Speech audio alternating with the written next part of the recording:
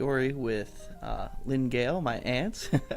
Hey, Back again. We're back to talk about being productive, happy, and healthy people. Can you say hello to everybody, Lynn? hey, everybody, it's Evelyn. Yeah, that's awesome. So yeah, just wanted to talk again. Just talking about, how we've had a good week. Do you have a good week, Lynn? Has it been good for you? You know what? It's been a really good week of searching, education. I'm really on a journey of mind, body, and spirit. Not too dissimilar to what anybody in their 50s might go through. It's everybody's heard of the midlife crisis. I got to tell you, when you're going through it, it really brings forth a very interesting journey. And you don't know how you're going to come out on the other end. But I remember, I'm going to be just about 58, but I remember who I was at my 50th birthday party, and I couldn't be any more different than that girl. And the problem with that, and the joy of that, is that, we're still here. I'm still here on this planet, and when I think about the 50s, the early 50s, my kids were still like kiddish, in their teenage years and stuff like that. And now they are flying the coop and doing their own thing and spending and doing their own lives. And it's really joyful. And I remember being that girl who flew the nest at 25 and was so eager to get my life going. But you don't really, and you don't have any reference to how that might make your parents feel. They work their whole lives to get you to the point where you're ready to leave the nest. And when my daughter left at 18 to move to New York City, Nick, your cousin Sydney, she was so overwhelmed with excitement that it sounds very contagious, but for her, that just kept going on, and for us, it was a goodbye. And it's not like she died or anything like that, but Sydney as a kid died, and I know I'm on a tangent here and stuff like that. What was the original question, Nick? Just if you're having a good week, just like I know you said you're going through some you're in a part of your life, different part of your life. As a segue, I'm also in a different part of my life too. I found out. My wife is recently pregnant, so I'm just starting that life cycle, starting up that new age, new time. So it is nice to kind of have your perspective on what's coming down the road there, what to look forward to and stuff. And to kind of and what you said there, I know you said midlife crisis in a bit there, but I think a lot of people go through that kind of cycle in life too. And I like, every time you're moving on to somewhere in life, you're in college or in your high school, or even just like first starting to go to school, people always have like these new challenges and these new environments to kind of traverse. So it is, I feel like a midlife crisis, that's just like a bad name for it. Like maybe we can call it something like midlife challenge or midlife or transition. I'm sure people transition, because it is I'm sure there's new challenges always around the corner and stuff, but it's always trying to frame those and saying, because I remember especially when I went to college and stuff, I went away in a different state for college, and I know my mom was very, that was a hard time for her too, because it's like watching your little boy grow old and get out of the way, but then that's a new challenge for me too, for having to navigate a new world without my mom, because I'm like, before she did so much for me, but now I'm on my own. Now I'm alone. I got to figure out how to do stuff for myself. So right, exactly. Yeah, we're just talking about moms. There's the dads too. It is Father's Day too. Yeah. Father's Day, but Nick, you're going to be a father, but you're also a father to some fur babies, which are equally important. I have my lovely husband, and we're celebrating not only our 2 children, but our 5 fur babies. But I am lucky enough to go see my dad today, who is 86 years young. And it's always blessed every time I get to see him, because we just never ever know.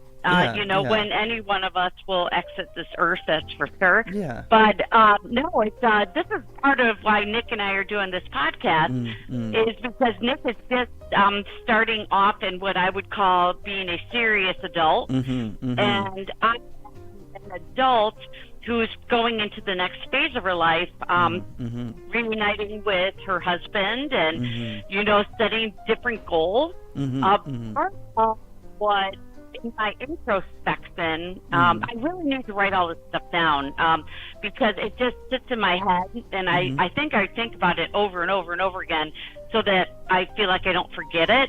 But the one issue many of us fall into is that by the time you're 58, you have reached and succeeded in a lot of goals that you set for yourself as a younger person. Then all of a sudden you realize, okay, now what? What type of goals do I want to start to instill in me now that doesn't sound like an old lady thing, I set a goal to retire with this much money so I can be a part of a garden club, and there's nothing wrong with that, and I would love to be a part of a garden club, but my goals when I were younger had a lot to do with like getting my MBA, building a business, working for a corporation where I could be at the top of the ladder, raising 2 kids. Those were all like dreams that I had when I was 18, and said, well, I didn't know I was going to have kids when I was 18, but everything was about the power behind what fueled my dream. And then all of a sudden you meet that goal, and then you celebrate for like 5 minutes, and then now what? That's why they say it's lonely at the top. Because to where you want to go, not many people get there, but once you're there, if you're at the peak of the mountain and you're looking back, and I know a lot of people say climb down that mountain and then start another mountain, and that's where I'm at right now, is at 58 years old, assuming I'm going to live to 85, what type of goals besides being able to move and be give back to society and stuff? What else can we do? So, Nick, what are your goals now for the next 10 years? Yeah, and that's a good point too, because I am at this new point in my life where thinking about having a kid is, because what I assume, and I please correct me if I'm wrong, but I assume that kid comes first. It's not about some personal goals that I might have to step aside for a little bit until they're a little bit older, because I have to nourish this life pretty much to at least 18 legally, but even now, even in where you're at, you still have to keep nourishing. So I think my goal is to just do that, to nourish the future here and see where that goes. Of course, I do have a little bit of time before that comes, so the baby's not here yet, so I do have some time to kind of forge the kind of person that I want to be and instill into future kids as well. Right. And that's something that I still do have projects that I'm working on and stuff and that I want to do, but it's not as much. It's more about the personal. Am I creating a good system and environment for myself? So for example, I'm trying to. I have this system where I go in the morning and I want to wake up early and I want to work on stuff. Sometimes I'm great at that. Sometimes and we can talk about how I utilize the Pomodoro technique, and I'll work on this for 30 minutes. It's clockwork, bing bang boom, it's great. And also not even just work on stuff, but also acknowledge I did something, I accomplished something I wanted to do, that felt good, and kind of relish that, because if you can't relish that feeling, it's you're just gonna be it's gonna be more of a chore to do than something that you want to pursue. So then after that, then I focus on my actual work, and so my job that actually brings in income and stuff. But it's a fine line. It's hard to balance, because I absolutely want to pursue these things, but I also want to pursue I don't want to have my job slip. I know I'm in a good standing, but I don't want to risk that, because risking that is a lot. That's moving to a house, I got bills to pay, especially with money I want to save. So I know, maybe just talking to you, maybe I can kind of reforge this in a way where I'm getting work done first in the morning, where I'll usually like I try to wake up at 5 sometimes, if not earlier. Not earlier, but like 6 o'clock is what I've been floating around lately. But I'll try to wake up at 5.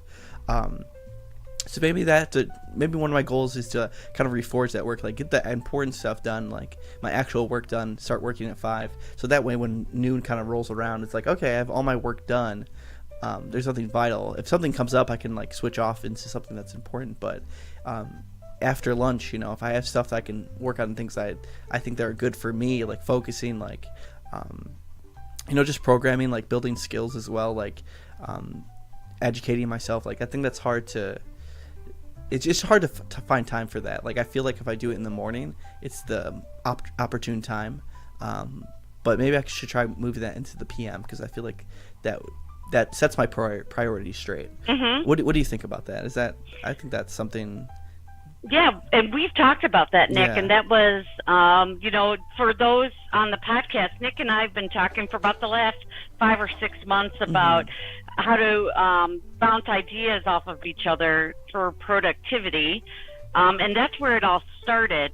And what you have been doing is building a habit of getting up in the 5 a.m. hour, we'll just call it. Yeah. And to me, that everything that I've learned and recently read, many of you might know that I'm in a book club where we're only reading, what is it called? 5 Not Resets? self-help books. Yeah, the 5 resets we just read, and we also read the Let Them theory and stuff like that. But we're looking at personal development, and you can literally only do 2 things at a time, in changing things. It is one step at a time. So the 5 resets, what I really dug about that book was that she broke it out into 5 areas, and the areas I'm working on are removing myself from my phone. You know, and it's not any secret. They do everything to keep you on that device. So much so that I think cell phone use is one of the number 1 reasons why people get in car accidents, stuff like that. So, divorce your phone. Keep it in another room. If you're worried, like I am, that my 24-year-old is going to need me all of a sudden, do a different ringtone for them. Make sure that they're your emergency contact, so it will break through like a silenced phone. Oh, I didn't even know you could do that. That's good. That's a good tip. I think you can. Yeah. I think that's when you make emergency contact. Yeah. I'm pretty sure that it'll break through any, even if you put your phone to sleep or if you silence it or any of that type of stuff. So I'll have to confirm that, but I think that's true. But another of the resets that I really, really like is, when you start to look at your sleep patterns and what's disrupting you. We've all heard of the easy things like, is it caffeine that's too late in the day? And, in the world where soda, monsters, whatever you want to, pick your poison type of thing. Energy drinks, they're not good for you in any way, shape, or form. The world seemed to survive very well without all of them. It wasn't until the 80s that they put high fructose corn syrup in soda, and I'm very addicted to it. It's one of my resets that I've been trying to get soda out of my life for like the last 25 years. But it's a very hard thing for me to do because my brain and body thinks it needs it to function. So working on that, but it's every story that she told in the 5 resets were very applicable advice. Everybody has a different thing that they should work on. Some people are just so stressed they need to come up for air. They need to be able to learn maybe to take 20-minute walks during the day. They need to, in between meetings, schedule 5 minutes to do some deep breathing, was another one. Sometimes it's, change in the way you eat and the food intake. And, I'm a health coach as well. And I've been, teaching and learning from people about how sometimes people eat 1 meal a day and the meal might be balanced, but it's just a lot of onset of calories at one point.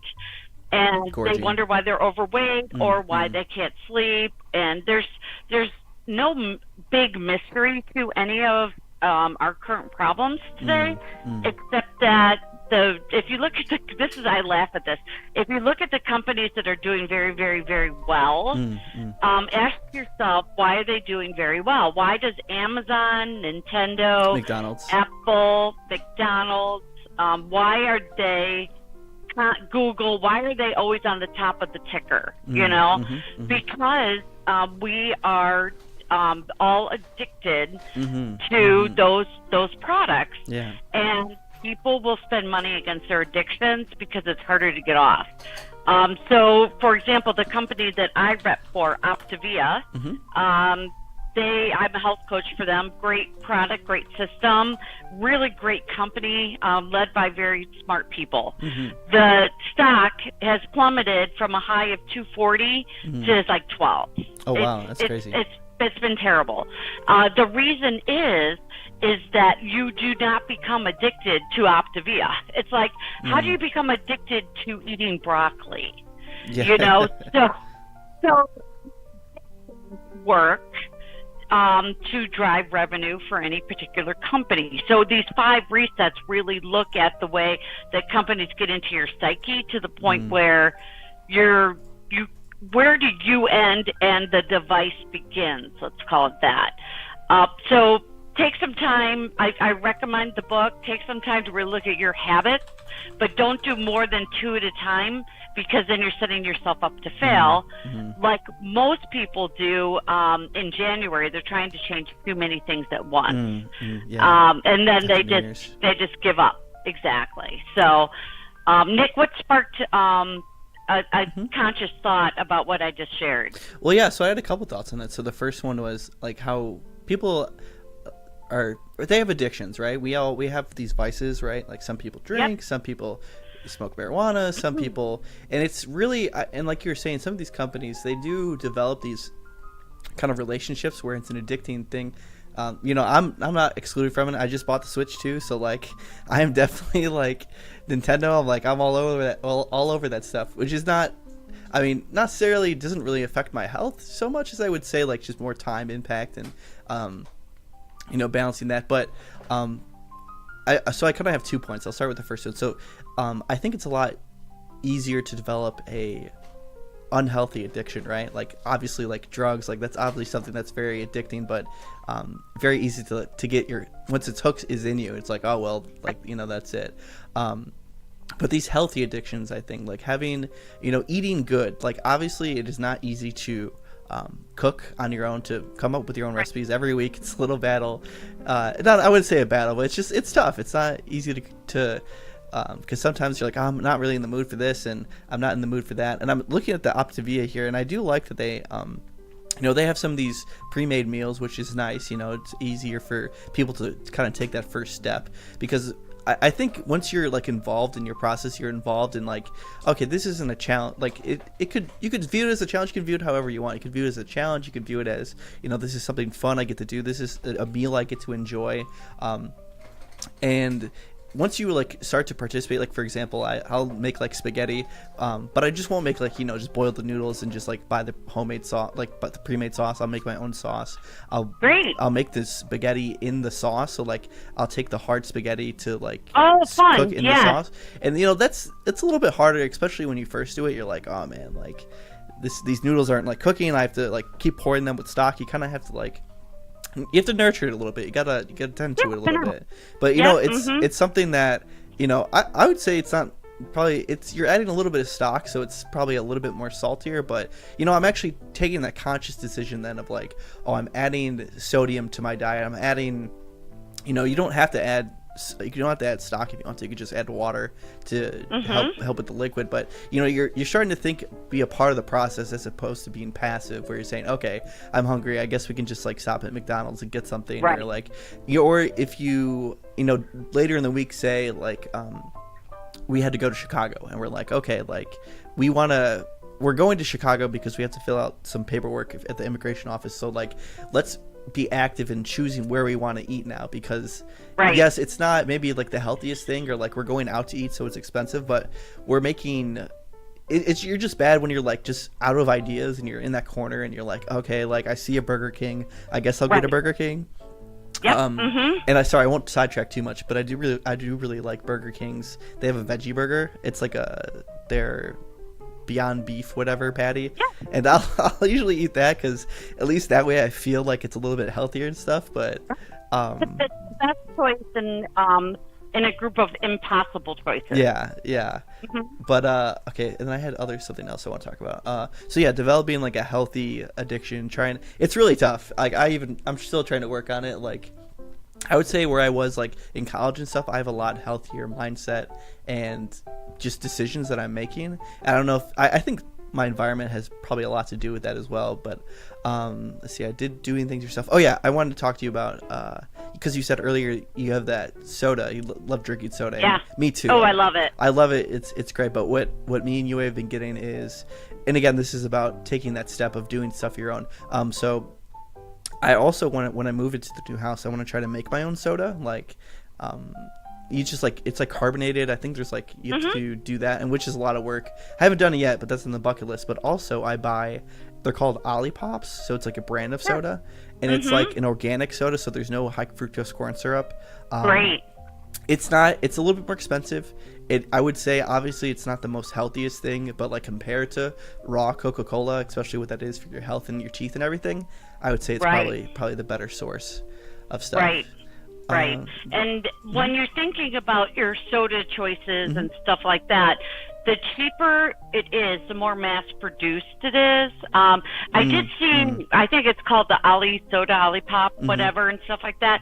It was I think it was $2 the can. Yeah, like it's something crazy like that. Yeah, it was expensive, especially when you're looking at soda being like 50 to 75 cents a can or something like that. And I said no to it. And you want to know why I said no? Is that, well, not only is it expensive, that was barrier number one, but barrier number two was I do not want to trade one addiction for another equal addiction. And so what does that mean? It just means I need to quit the sauce and not sit there and say, I'm just trading this soda for that soda because one of the ingredients is different. You really need to understand that water is the best thing. And I'm a fan, not a fan, but a fan of people who fine. If you like LaCroix, all better because there's no calories, there's no sugar, it's low in sodium. People like the fizz. Yeah. There's ways. You're breaking up a little bit, Aitlin. You still there? Yeah, I'm still here. Okay. Sorry, you were saying about the carbonation. Yeah, the carbonation. People, like to have that, but if you want, like the LaCroix or whatever and stuff like that, with things like strawberries or lemon and lime and stuff, you certainly can do that and use natural things. Yeah. That is what I like, but be careful about trading one addiction for another addiction. And are we really, as people, supposed to be drinking carbon dioxide? I think that's what it is. Yeah. Where does it go? Where does that gas go when it gets out the rear, apparently? Yeah, I guess. Yeah. But I wanted to say that's a great point. I was really your strategy, which is interesting, is like you said earlier, the strategy between just kicking the bucket as opposed to kind of like sidestepping. I guess that makes sense. Like instead of just drinking Coke, like having one Olipop, or having a LaCroix. So that's I think there's a decision to be made there about. I'm sure some people are like, I just want to do something. I want to quit it just hard and just not have to worry about it anymore. But I also think there's another way of like easing off slowly over time. Like, okay, like it's, I don't want to say either one's right, but it's definitely interesting how some people approach their, because I think it's hard. For me personally, I think it's really hard to just like quit. Like I think over time it becomes a lot easier. And I also think like it's if your environment's different. So like example, if you don't have any Coke in your house, if you just don't buy any, that's like obviously the easiest thing to do. But absolutely. But I also feel like over time, like when I'm eating dinner or something like that, oh, I don't want to just drink like just water this time. I want to have like something fizzy, or I want to do like a grape, like, you know, a juice or something like that. Yeah. So maybe there's like a substitute you can put in there. But I think over time, like it's just really like, what is your limit, or like what do you think is healthy? Say, okay, like I'll have a Coke maybe if I'm at a party or something like that. Like Right. that's really what it's become for me. If I'm at a party, it's like, all right, like now I get to drink Coke and go wild. Like before, like I was in college, like, all right, I'm at a party, time to drink some beer and like go crazy. But now it's really like just lowering that level, which is funny. Absolutely. No, absolutely. And I have the soda habit. Once I didn't have any soda for 6 weeks. Wow, that's great. And then I said, I'm just going to have one. And it absolutely re-triggered the addiction. So I just couldn't stop. Yeah. And that's been 15 years now, and maybe 10. And I'm now seriously thinking, how do I just kick the bucket for good? Yeah. Because the older you get, your liver, processing high fructose corn syrup and stuff really becomes an issue. But this is the fascinating point, Nick, is I know all the bad things. Just like everybody knows the bad things about cigarettes and all that type of stuff.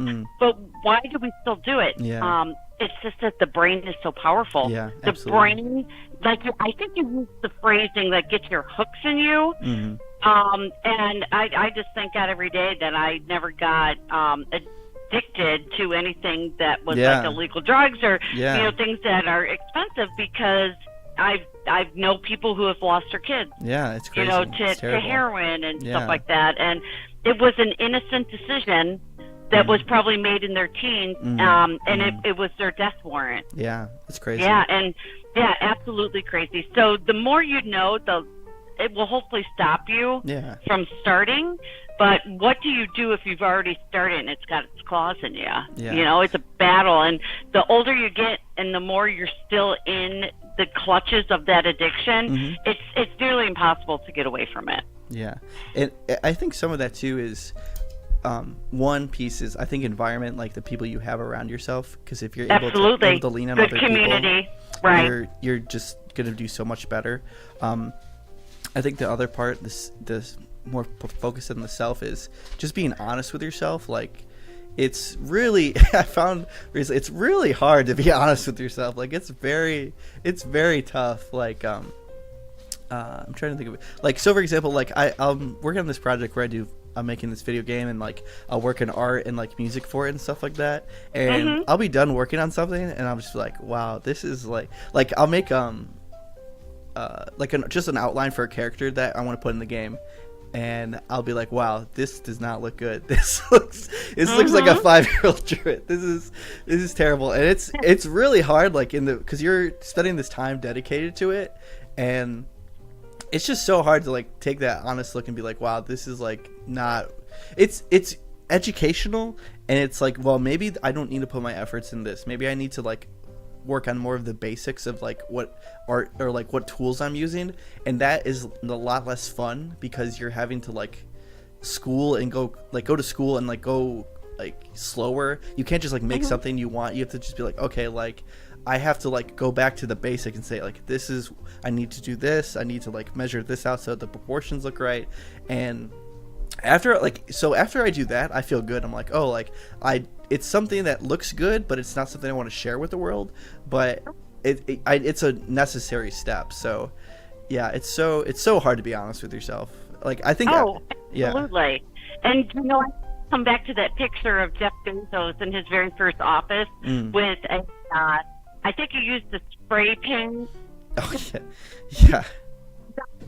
He's a poster board, something to that effect. Yeah. And you know what? It's really messy in the beginning. Yeah. It's not glamorous. It's where all the work is done. It's the early creation.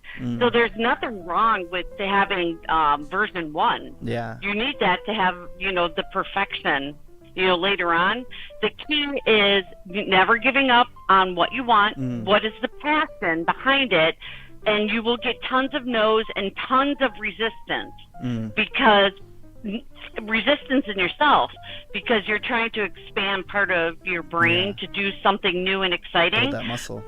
Exactly, but the people will be against you as well, because you're doing something they might not understand. They might question and judge you. You just have to, I don't want to call them haters. You just got to hold out the haters. Yeah, I love it though. Yeah. You sit there and say, well, I'm impassioned by this. Don't you think that they thought Walt Disney was off his rocker? Oh, yeah, probably, yeah. Yeah, Jeff Bezos, you're off your rocker. You know, pioneers that influenced the way the world was done. And if you watch The Social Network, great movie. Great movie. And you see the early days of Facebook and stuff like that. You see how they've changed culture for good and bad. But the idea was still, version 1. Never throw anything away. Yeah, absolutely. Something you're going to want to be able to pull out version 1 because it will inspire other people. Absolutely. Yeah, we have about 2 minutes left in the call here, so I just want to leave you with this idea I was thinking about. And kind of just a metaphor for everything we've been talking about. So I don't know how aware you are of like the Canadian wildfires, and we recently had those California wildfires a little bit ago. Yep. So a part of the problem, and I'm not a forestry expert, but from what I understand is that these fires are they're just natural for that specific environment. These occur, and it's up to humans how the conditions of these fires are set. So for example, if we don't control, there's this thing called controlled burns where firefighters can go into a forest and that's really high in a dangerous fire area. They can set a controlled burn off some of these trees, so when a natural fire occurs, or a wildfire, however this fire occurs, that it's not as intense and doesn't affect as many people or the environment. So I think it's interesting to try to transfer that into, sometimes you have to like do a controlled burn. Sometimes you this is something that is not like, I don't want to do this. This is not fun, but down the road, this is something that's it's gonna help affect the future. Like it's not good, and burns happen. You can't like get caught down, and like when they come down, like it's up. There's ups and there's downs. So if it happens, just kind of go with it. But maybe you can do something in the meantime that may suck, but will help limit a lot of the explosion of fire, I guess. Does that make sense? Cut the crap out of your life. Yeah. That's what you're trying to say. Yeah. Just be thoughtful. Be thoughtful about it. Yeah. No, life is all about, in the beginning, you have a lot of friends and a lot of opinions around you. As you grow older, you cut the crap. And then cut you the crap. stick I like that. That's much. Cut the crap, yeah. And then I know it's a controlled burn because you're really.